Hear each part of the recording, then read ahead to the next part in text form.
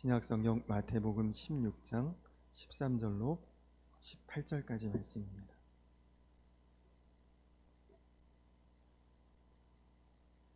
우리 말씀을 한 절씩 교독하도록 하겠습니다.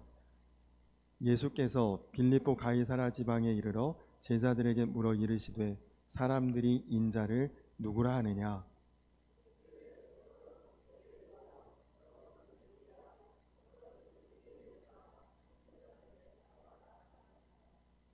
이르시되 너희는 나를 누구라 하느냐?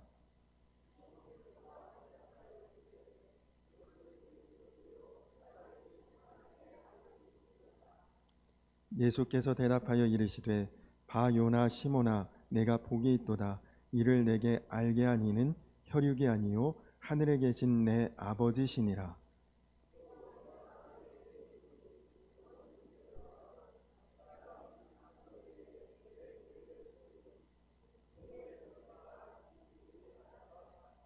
아멘.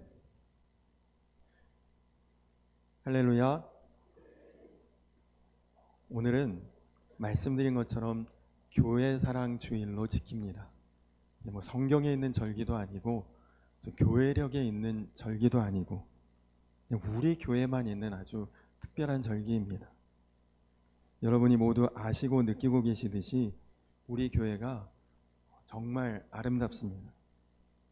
지난 주일에 오셨던 우리 임성빈 선교사님 꼭 그림 속에 들어온 것 같다 그런 말씀을 하시더라고요. 외부 환경도 너무 좋은데 교회 안에 들어와 보니까 그냥 저절로 은혜가 된다 그런 말씀을 하셨습니다. 오늘 인사하신 새가족 김수성 성도님도 그냥 이웃으로 이렇게 이제 공방을 차리면서 이사를 오셨는데 그냥 교회가 너무 예쁘고 좋아서 예배 시간에 한번 들어와 보고 싶다 그런 마음이 그냥 드셨대요. 그럼 어린 시절 교회에 잠깐 출석한 거 외에는 거의 오랜 동안을 교회와 이제 무관하게 사셨는데 이렇게 오셔서 또 저희와 함께 신앙생활 하시게 됐습니다. 그 지난 주 중에도 제가 교회에 있는데 웬 낯선 부부가 지나가다가 들리셨다면서 인사를 하시길래 잠깐 이야기를 나누었는데요. 가래비에 있는 어느 교회 목회자 부부라고 하시더라고요. 어느 교회인지는 정확하게 말씀은 안 하셨는데 근데 저에게 참 복이 많다 그러셔요. 감사합니다. 가끔 우리 교회 앞쪽 저 시내가에 그 옆에 있는 그 산책로로 운동하려고 이제 왔다 갔다 하시는데 근데 저희 교회 이렇게 보면 그냥 한번 들어가 보고 싶은 교회 그런 마음이 든다는 거죠. 또 이 장면은 신산교회 분들이 보시면 안 될 것 같긴 한데 신산교회 이의선 장로님이라고 주중에 아무도 그냥 우리 교회 없을 줄 알고 들리셨다가 제가 있으니까 잠깐 이야기를 나누었는데 본인은 신산교회를 섬기고 있지만 성전은 성광교회가 최고다 그렇게 말씀을 하시더라고요. 보기만 해도 은혜가 되는 교회다. 탁성남 목사님 안 보셨기를 바랍니다. 여러분 보시다시피 아시다시피 저는 말이 그렇게 많은 편은 아닙니다. 어떤 분들은 답답하다 여기실 정도인데 특히 어딜 가서 제 자신에 대해서는 더더욱 할 말이 없습니다. 제가 겸손해서도 아니고 자랑할 게 없으니까요. 저희 자녀들에 대해서 가족들에 대해서도 그렇고요. 그런데 교회 얘기만 나오면 왜 이렇게 자랑하고 싶은지 모르겠어요. 앞에서 이제 말씀드린 사례는 사실 교회의 외적인 모습에 대한 칭찬인데 그보다 더 자랑할 수 있는 것은 바로 여러분이 우리 교회 성도님들이시기 때문에 우리 교회가 저는 좋은 교회라고 믿습니다. 여러분을 통해 드러나는 우리 교회의 분위기가 은혜롭고 평안하고 따뜻하고 천국 같은 교회이기 때문에 저는 우리 교회가 좋은 교회이고 복된 교회인 줄로 믿습니다. 우리 옆에 계신 분들하고 인사 한번 하도록 하겠습니다. 우리 교회 좋습니다. 그렇게 한번 인사할까요?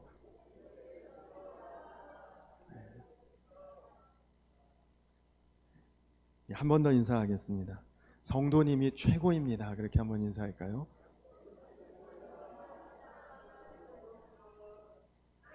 예. 여러분 아주 지난주에 우리 임성민 선교사님이 말씀하셨죠. 우리는 좋은 교회가 아니라 참 좋은 교회를 다니고 있습니다. 아멘이시죠?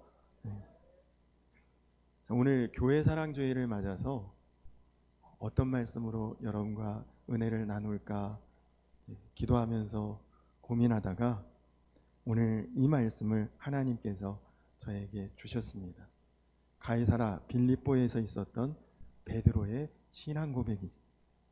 이 장면은 너무나 유명한 장면이고, 그리고 특별히 예수님을 향한 베드로의 이 고백, 주는 그리스도시요 살아계신 하나님의 아들이시니이다. 여러분, 이 고백은 정말 귀한 신앙 고백입니다. 예수님께서 베드로의 이 고백을 들으시고 얼마나 좋으셨는지, 얼마나 기쁘셨는지 주님께서 말씀하시기를 내 교회를 세우리라. 내가 이 반석 위에, 반석이 뭡니까? 베드로의 이름, 베드로가 반석이라는 뜻이거든요. 반석 위에 내가 내 교회를 세우리라 말씀하셨습니다. 예수님의 마음속에, 여러분, 예수님은 실제로 교회를 세우시지는 않았습니다. 교회의 처음 교회는 사도행전에 나오니까요. 그러나 교회를 세우고자 하는 열망이 예수님에게 있으셨다는 것을 알 수가 있죠. 그러면 이제 우리가 해야 될 사명은 너무나 분명합니다. 우리는 예수님이 세우고자 하셨던, 예수님이 그렇게 원하셨던 그 주님의 교회를 우리가 이제 함께 세워가면 되는 것이 우리의 사명입니다. 주님께서 주님의 교회를 세우라고 하신 것이 주님의 약속이요, 주님의 계획이요, 또 주님의 예언입니다. 그러면 우리는 어떻게 교회를 세워야 반석 같은 교회, 반석 위에 세운 교회를 세울 수 있을까요? 여러 가지 방법이 있겠지만 오늘 이 교회 사랑 주일을 맞아서 저는 이 주님께서 원하시는 교회를 세우는 세 가지 방법을 여러분들과 나누고 싶습니다. 먼저 첫 번째로는 우리 교회 안에 예수님이 계시는가? 또 우리 성도님들의 마음속에 정말 예수님이 계시는가 하는 것입니다. 왜냐하면 여러분들 한 사람 한 사람이 성전이라고 성경에 표현하고 있기 때문입니다. 여러분 안에 예수 그리스도께서 계심을 믿으십니까? 아멘이시죠. 우리가 예수를 믿는다는 말은 그 말 아닙니까? 내 안에 주님이 함께 하신다. 여러분, 우리가 예수님을 믿을 때 성경에 분명히 우리에게 약속하시기를 주님께서 영으로, 성경의 표현으로는 성령이죠, 성령으로 우리 안에 오신다고 약속하셨습니다. 그것이 우리가 신앙생활하는 굉장히 중요한 믿음인데, 그런데 여러분, 정말 우리가 예수님께서 내 안에 계심을 믿느냐? 또 생활하다 보면 그렇지 못할 때가 있습니다. 믿어야지 하는 결심은 있는데 실제로 마음에 그것이 잘 안 믿어지는 거죠. 예수님이 내 마음에 와 계신 것을 내가 믿는 것 같으면서도 실제로는 못 믿는 경우가 많습니다. 여러분, 예수님이 내 안에 계신다면 우리가 누구와 다툴 수 있습니까? 없습니까? 예수님 내 안에 계신다면. 여러분, 어떻게 예수님 앞에서 우리가 언성 높이고 막 좋지 않은 그런 욕을 함부로 막 할 수가 있겠어요? 여기 계십니다. 여러분, 예수님 내 안에 계신데 거짓말이 될까요? 안 될까요? 정말 이 안에 예수님 계시다면 나 좀 잠깐 모면하자고 피하자고 거짓말이 되겠습니까? 여러분, 누가 여러분을 정확히 아는 사람이 있는데 여러분 그 사람 앞에서 나 이런 좋은 학교 나왔다고 거짓말 못 하잖아요. 나를 아니까 그 사람. 예수님이 내 안에 계시다고 정말 믿는다면 여러분 남들 다 모르는 그 은밀한 죄 지울 수 있습니까? 없습니까? 예수님이 내 마음에 계신 것을 진짜 믿는데 여러분 어떻게 우리가 은밀한 죄라는 게 있겠습니까? 주님이 나와 함께 하시는. 요셉이 형들에게 미움을 받고 애굽의 종으로 팔려갑니다. 그때 시위대장 보디발의 집에 종으로 들어갔는데 문제는 요셉이 너무 잘생겼다는 거예요. 이 보디발, 자기 주인인 보디발의 아내가 날마다 요셉을 유혹합니다. 매일매일 나랑 동침하자. 그렇게 요구했다고 성경에 나와 있죠. 여러분 사실 요셉은 종이고 그는 주인입니다. 이건 유혹이라기보다 협박이죠. 너 나하고 동침 안 해? 종이 주인이 말하는 것을 어떻게 거절합니까? 거절할 힘도 없고 위치도 아니죠. 주인의 말을 거절한다면 죽을 수도 있는 일 아닙니까? 근데 요셉은 우물쭈물하지도 않고 주저주저하지도 않고 아주 단호하게 거절합니다. 그렇게 할 수밖에 없었던 거죠. 왜 그랬습니까? 이유는 한 가지. 하나님이 다 보고 계신다고 그는 분명히 믿었기 때문입니다. 우리는 여기서 하나님을 정말 믿는 사람에게는 은밀한 죄도 지울 수 없다는 것을 알 수 있습니다. 어떤 사람은 내가 교회 다니는데 하나님 믿기는 하는데 어떻게 세상 살면서 적당히 죄 짓고 살지 어떻게 그렇게 깨끗하게 살아 어렵다고 말합니다. 그러나 여러분 안 본다고 생각하니까 죄 짓는 것이지 누가 눈에 불을 켜고 여러분 계속 지켜보고 있다면 그 죄가 지어집니까? 아마 이 자리에 이 앞에 나와서 가래침 뱉어보라 그러면 하실 수 있는 분 거의 없으실 거예요. 이 앞에 나와서 누구 좀 험담해보라 그러면 못 하실 겁니다. 이 앞에 나와서 큰 소리로 좀 욕 좀 해보라 그러면 다 안 하실걸요? 왜요? 다 보는 자리니까요. 그러나 혼자 화장실 들어가서 아니 혼자 집에 있으면서는 누구 험담하고 전화로 욕하고 자연스럽지 않습니까? 안 보는 데서니까요. 여러분 죄 짓는 거 어렵습니까? 쉽습니까? 전제 조건에 따라 달라집니다. 사람들 보는 앞에서 단서가 이렇게 딱 붙으면 죄 못 짓습니다. 안 짓게 되지. 그런데 여러분 우리가 정말 하나님을 믿는다. 그러면 어떻게 되겠습니까?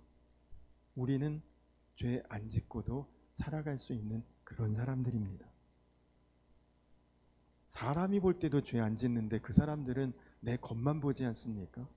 마음 중심 그 은밀한 곳까지 다 보시는 하나님 앞에서 우리가 어떻게 죄를 짓습니까? 진짜 하나님을 믿는다면. 그 죄가 많으냐 적으냐의 문제가 아닙니다. 얼마나 흉악한 죄를 지었냐 아니냐의 문제도 아닙니다. 하나님을 정말 믿느냐 아니냐의 문제로만 우리가 나뉘어지는 것이죠. 아무리 작은 죄라도 아무리 별것 아닌 죄라도 그거 우리가 은밀하게 쉽게 죄지었다 그러면 그는 하나님을 안 믿는 사람입니다. 여러분 만약에 성지순례를 갔다. 성지순례를 갔는데 저하고 같은 방에서 숙소를 써야 된다. 어떠셔요? 아멘 할렐루야 하십니까? 지금 표정을 보니까 어두워지셨네요. 한결, 한층. 얼마나 신경 쓰이고 불편하겠어요. 성지순례까지 갈 것도 없고 오늘 예배 끝나고부터 일주일만 성도님 댁에서 좀 신세 지겠습니다. 얼마나 부담스러워요. 근데 불편하지만 은밀한 죄 짓는 것은 우리가 훨씬 덜 할 수 있겠죠. 이전에 섬기던 교회에서 성지순례를 간 적이 있습니다.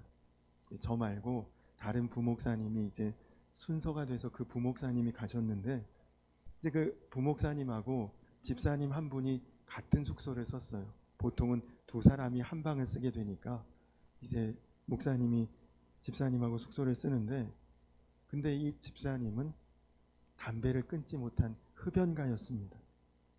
근데 성지순례를 가서 목사님과 한 방을 써야 되니 얼마나 힘드시겠어요. 담배를 피울 수가 없어서 너무너무 힘들어서 이틀간 참다가 어쩔 수 없이 바람 쐬러 나간다고 이야기하고 잠깐 나가서 담배를 피고, 냄새 날까봐 피곤한데 숙소에도 못 들어오고 한참 동안에 바깥에서 서성이다가 들어오곤 하셨는데, 한 번은 담배 냄새 없앤다고 정처 없이 걸어 나가셨다가 말도 안 통하는 데서 숙소를 잃어버리신 거죠. 그래서 아주 곤욕을 치르고 그 다음에 이 집사님 담배 끊으셨다고 간증을 하셨습니다. 주님을 마음에 모신다는 것은 항상 주님을 의식하고 기억하고 살기로 결단하는 것입니다. 그러면 우리 마음에 불법이 그쳐지게 되는 거죠. 우리는 예수님이 내 마음에 계신다는 사실을 믿는다고 그래요. 그러나 그 믿음이 실제가 아닌 경우가 참 많습니다. 그래서 우리가 주님께서 원하시는 교회를 세우려면 제일 먼저 우리가 무엇부터 해야 합니까? 우리 자신이 내 안에 예수님 계시는구나, 그것부터 진짜 믿기 시작해야 우리는 정말 주님이 원하시는 교회를 세워갈 수 있습니다. 그때부터 내 자신이 하나님 앞에 건강한 교회로 세워지고, 그런 분들이 모일 때 그곳이 건강한 교회가 될 줄로 믿습니다. 여러분, 혹시 지금 서울대학교 총장 이름 아시는 분 계셔요? 혹시 서울대학교 총장님 이름 모르세요? 저도 모릅니다. 몰라도 상관없죠. 총장이 누구든 간에 서울대 좋은 학교라는 거 다 알잖아요. 우리가 만약에 내 자식을 대학에 보낸다, 서울대 들어가게 해주겠다 그러면 아멘이죠. 다 좋죠. 총장 누군지 전혀 우리 관심 없습니다. 그분이 훌륭하니까 서울대 보내는 거 아니잖아요. 그냥 그 학교 자체가 우리나라에서 최고 좋은 대학이다, 그러니까 그 대학 내 자식 보내고 싶고 또 가고 싶기도 한 거지. 여러분, 혹시 우리나라에서 아마 지금 제일 좋은 병원이라면 서울 강남의 삼성의료원 이 정도쯤 좋은 병원이라고 생각되는데, 그 병원장 이름 아십니까? 모르시죠? 저도 모릅니다. 근데 여러분, 만약에 무슨 중병에 걸렸다, 고치기 어려운 병 걸렸다, 지금 심각한 증세다, 삼성의료원 다 가고 싶잖아요. 왜 가고 싶습니까? 원장 유명해서 가고 싶은 거 아니죠. 그 병원에 그 의료 기술, 의료 시스템 잘 고치고 수술할 수 있는 그것 때문에, 그러니까 가고 싶은 것 아닙니까? 교회도 여러분 다르지 않습니까? 목사님 좋아서요? 아닙니다. 아니면 누구 유명한 사람 다녀서요? 아닙니다. 그냥 우리가 예수님 좋고, 그리고 거기에 진리의 말씀이 있고, 그리고 성도들 사랑이 넘치고, 그러면 그 교회가 제일 좋은 교회인 줄로 믿습니다. 두 번째로, 우리가 반석위의 교회를 세우려면 우리 교회 안에서 우리 모두가 하나가 되어야 합니다. 사실 여러분, 이것이 굉장히 중요한 주님의 진리입니다. 여러분, 우리가 예배 마지막에 축도를 받죠. 축도. 근데 이 축도에 세 가지 축복이 있습니다. 하나는 예수 그리스도의 은혜를 받는 축복이 있고요. 또 하나는 아버지 하나님의 사랑을 받는 축복이 있고요. 마지막 하나는 성령의 교통하심의 축복이 있습니다. 근데 여러분, 교통이 무슨 뜻인지 아십니까? 교통? 요새는 이 용어를 잘 쓰지 않지만 교통이라고 하는 말은 서로 통한다, 그런 뜻입니다. 그 성령께서 우리를 다 하나로 통하게 하신다는 거죠. 여러분, 고향이 다를 수도 있습니다. 성별이 다를 수도 있습니다. 나이대가 다를 수도 있습니다. 경제적인 수준, 학력 다 다를 수 있지만 우리가 이 교회 안에서는 하나 될 수 있는 이유가 뭐냐? 성령께서 우리를 교통하게 하시기 때문이죠. 성령이 우리를 하나로 묶어주신다는 것입니다. 교회의 머리는 예수 그리스도이고 교회는 예수님의 몸인데 그 몸이 각각 이것저것 분열돼서 나눠진 것이 아니라 예수 그리스도 안에서 하나 되게 하신다. 그것이 성령의 교통이죠. 여러분, 그러면 여러분이 서로 한 몸이라는 것이 믿어지십니까? 여러분, 지금 옆에 누군가가 앉아 계실 수도 있는데 그 사람이 나하고 한 몸이라고 느껴지셔요? 여러분, 잘 안 느껴지실 것입니다. 가족 아닌 한은 그래도 우리가 남남이지, 다 이런 마음 있지 않습니까? 근데 주님께서는 우리가 다 하나이고 한 몸 돼야 한다 말씀하십니다. 굳이 왜 하나 되는 것이 필요한가? 왜냐하면 주님께서 우리가 하나 되어서 간구할 때 하늘 문을 여는 권세를 주시겠다 약속하셨기 때문입니다. 하나가 되지 못하면 우리는 반석 위의 교회를 세울 수가 없는 것이죠. 초대교회에 성령께서 임재하시고 그리고 교회로 모이게 되면서 그때부터 교회는 한몸된 교회가 됐습니다. 그러니까 여러분들 사도행전을 읽어보시면 교회 안에서 서로 물건을 통용하고 많이 가진 사람은 많이 내고 없는 사람은 그것을 받아 쓰고 서로 가족같이 한몸같이 그런 교회를 세워가는 그런 역사가 일어나지 않았습니까? 교인들끼리 서로 남남이라는 느낌이 전혀 들지 않았던 교회가 초대교회입니다. 포항에서 목회하시는 한 목사님의 간증입니다. 포항에 변들이 작은 동네에서 교회를 개척하시고 목회를 열심히 했지만 포항이 그래도 큰 도시는 아니잖아요. 그러니까 점점 떠나는 사람은 많고 동네에 유입되는 인구는 적어지고 그래서 작은 동네의 교회는 부흥이 되지 않고 대부분 이제는 점점 기존의 성도님들도 연세가 점점 들어가시고 그래서 교회가 많이 힘이 약해지고 있었는데 어느 날 젊은 부부가 교회에 등록해서 열심히 신앙생활하기 시작하는데 얼마나 헌신적이고 섬김이 정말 너무나 아주 귀하고 그렇게 그냥 젊은 부부가 신앙생활하는 게 예뻐 보일 수가 없더래요. 근데 그렇게 그 부부가 그 교회에서 신앙생활 열심히 한 지 한 1년 정도 지났을 때 교회에 이상한 소문이 돌기 시작했답니다. 교회에 지난 몇 년 동안 서울에 가서 일하다가 귀향하신 한 집사님이 오셨는데 그분을 통해 그 새로 이 교회에 온 젊은 부부의 그 여자분이 서울의 어떤 사창가에서 밤일을 하던 그런 여자였다는 소문을 퍼뜨리신 거죠.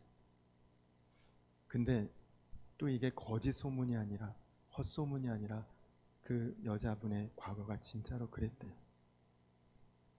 이 여자분이 과거에 사창가에서 일을 하다가 지금의 남편을 만났는데 두 분이 서로 진심으로 사랑하니까 과거를 다 잊고 우리 아는 사람 아무도 없는 곳에 가서 새 출발하자 다짐하고 정말 자기들을 아무도 모르는 곳을 찾아 포항까지 와서 새롭게 인생을 시작하고자 교회도 등록하고 신앙생활을 그렇게 했던 것입니다. 이제 막 새롭게 거듭나려고 하는 그런 부부였는데 놀랍게도 이 사실이 교인들에게 알려지게 되면서 교회에 이상한 분위기가 돌기 시작합니다. 그 부부가 어른들에게 인사를 할 때 전에는 그렇게 따뜻하게 좋다고 기쁘게 맞아줬던 그 어른들이 외면하기 시작하는 거예요. 서로들 모여서 수근수근 하다가 이 부부만 나타나면 갑자기 분위기가 어색해지고 다들 흩어지기 시작했고요. 그리고 결국 그 부부는 자신들의 과거를 교인들이 다 알았다는 사실을 알게 된 거죠. 저 여자 과거 있는 여자래. 저 여자 지저분한 여자래. 그러니 그 부부가 어떻게 교회에서 고개 들고 신앙생활 할 수가 있겠습니까? 결국 얼마 되지 않아 부부가 함께 자살을 했대요.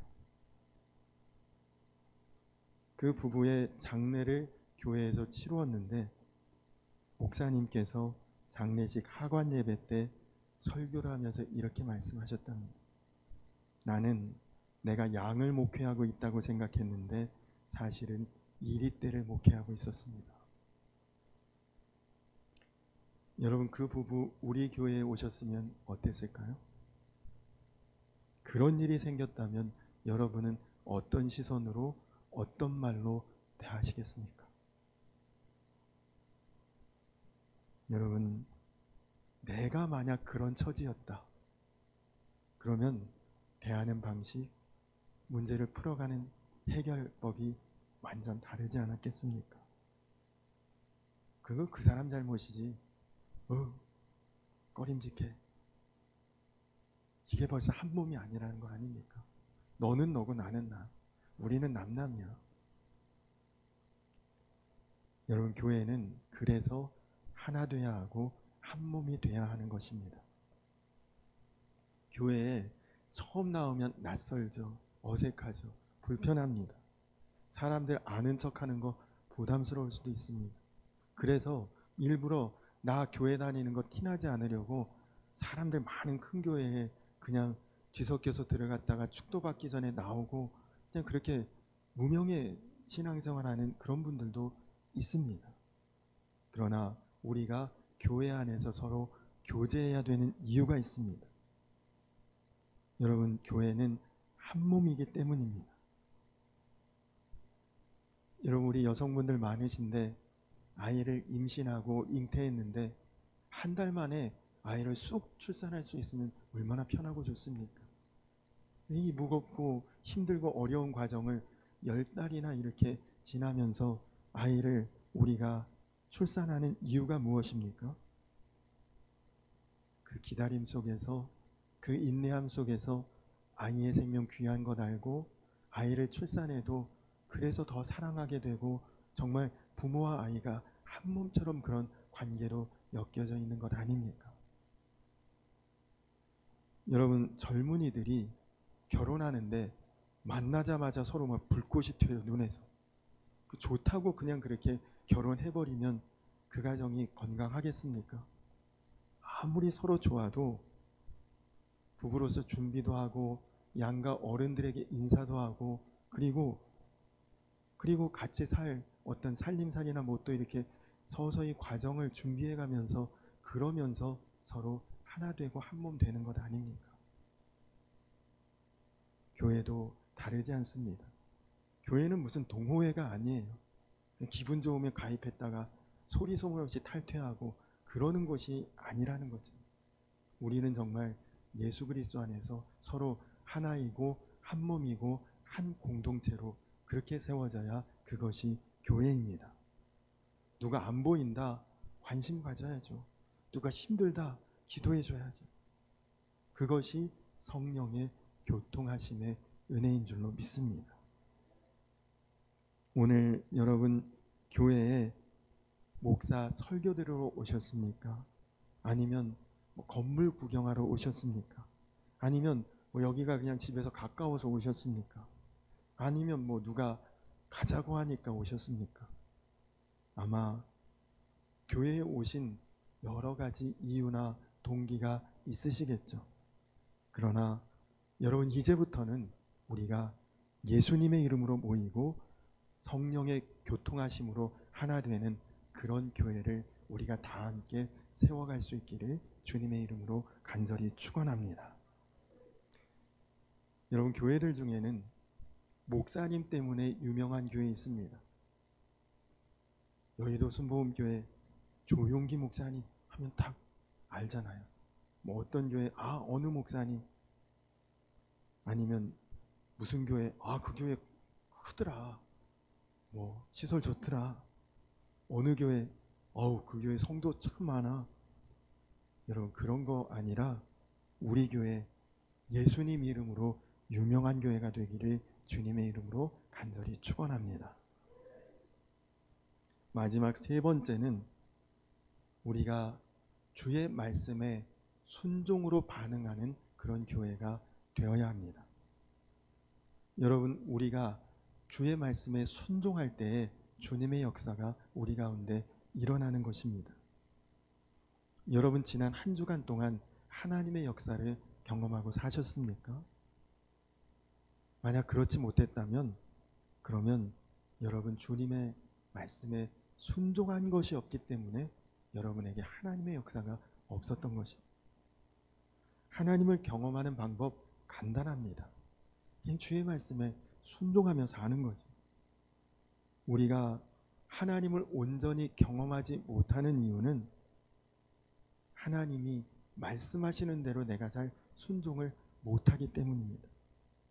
내 생각 이건데, 내 생각엔 그거 아닌데, 내 상식으로는 이게 맞는데, 내가 계산할 때는 이것이 답인데, 여러분 생각, 계산, 방법으로 다 하는데 하나님이 어떻게 역사를 하셔요?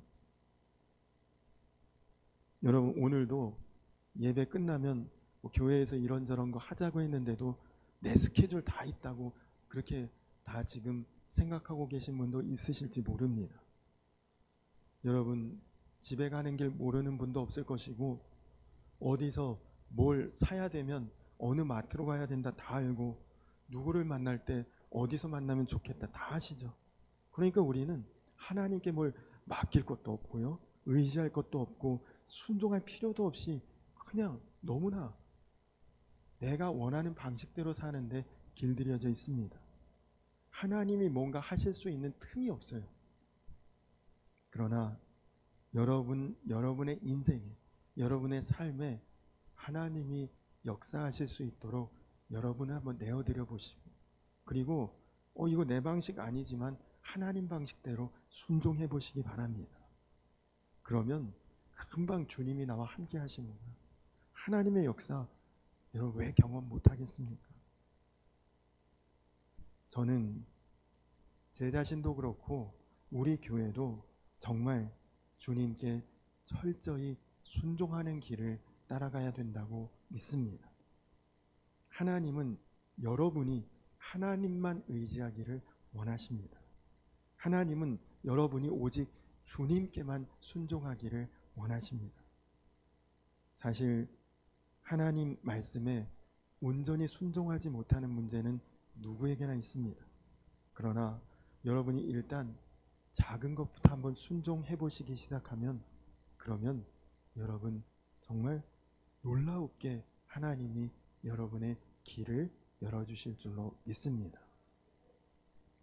그렇습니다. 이제 우리가 정말 오늘 주님이 약속하신 반석 위에 세운 교회, 어떤 일이 있어도 흔들리지 않는, 예수님 살아계시고 성령의 교통 안에 하나 되고 믿음으로 그 말씀에 순종하는 그런 교회를 세워가는 것, 그것이 내 교회를 세우리라고 하신 주님의 약속, 주님의 계획에 합당한 우리의 믿음의 신앙의 길인 줄로 믿습니다. 여러분, 그렇게 교회를 세우면 누가 유명한 사람 왔다고 교회가 그런 사람 왔대 이럴 것도 없고요. 그분 또 교회 떠났대, 우리 교회 너무 어렵고 힘들어, 이런 마음 갖지도 않습니다.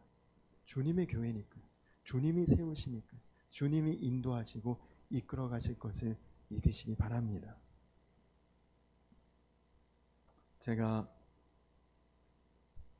전에 독일에 방문한 적이 있습니다.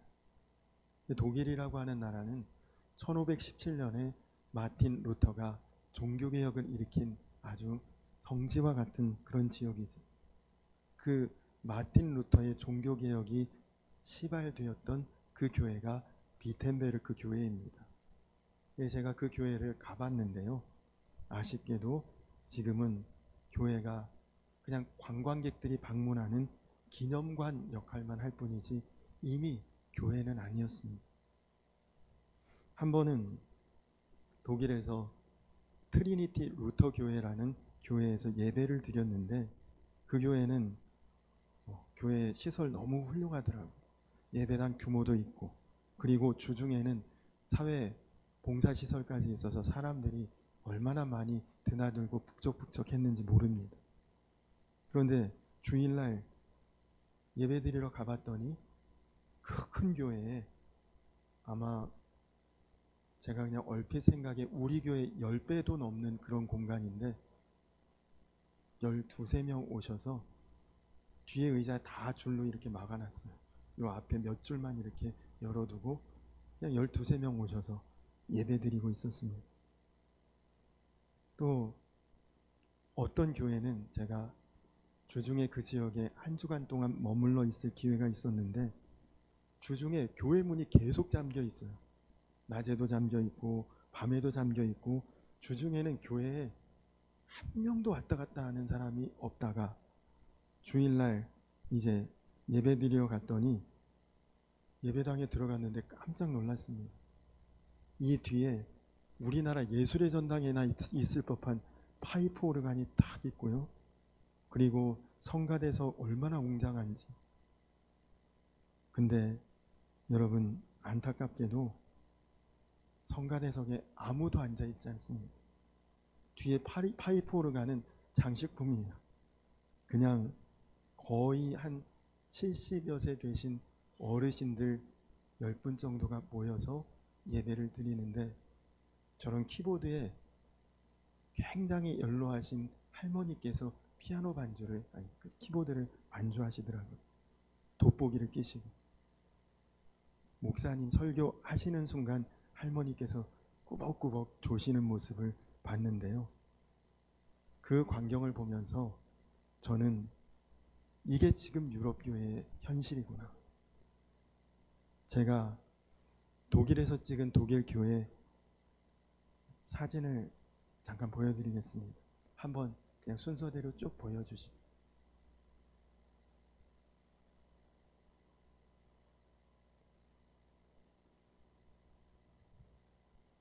그냥 뭐 여러분 이렇게 보기에도 우리나라에 있으면 거의 문화재급 되는 그런 교회들이 얼마나 아름다운지 모릅니다. 근데 저런 교회들이 우리로 치면 광정면 같은 이런 면내에 최소한 3~4개씩은 저런 교회들이 있어요.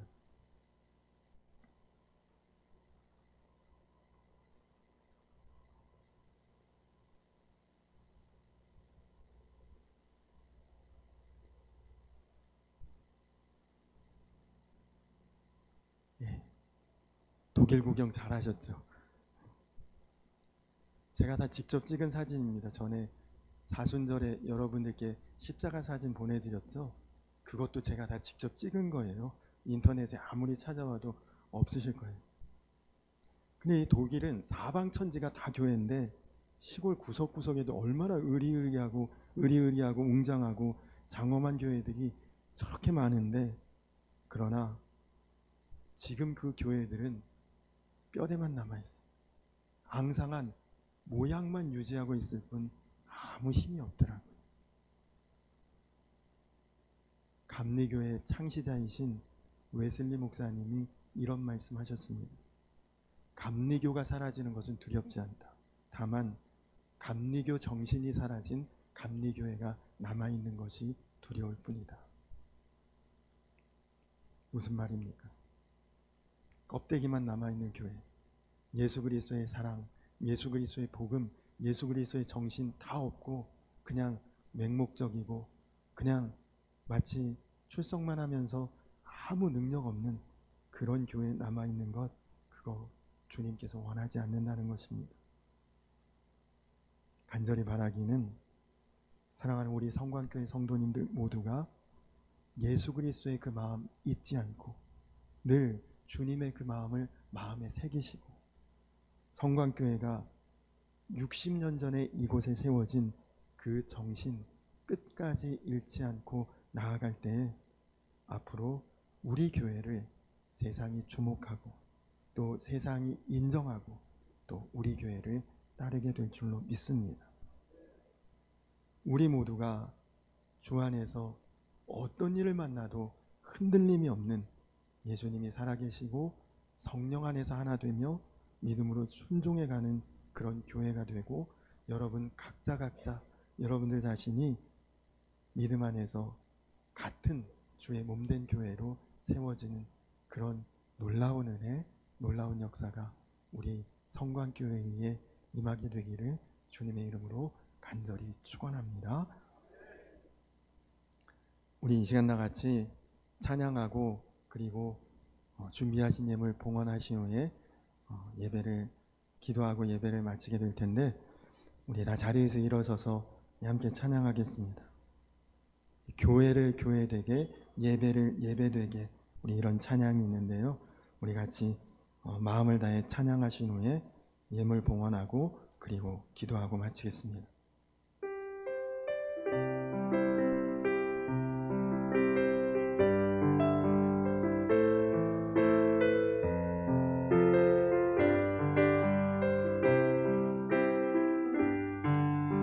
우리에겐 소원이 하나 있네. 주님 다시 오실 그날까지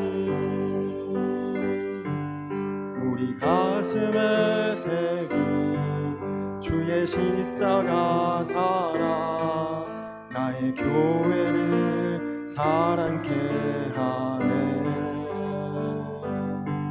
주의 교회를 향한 우리 마음,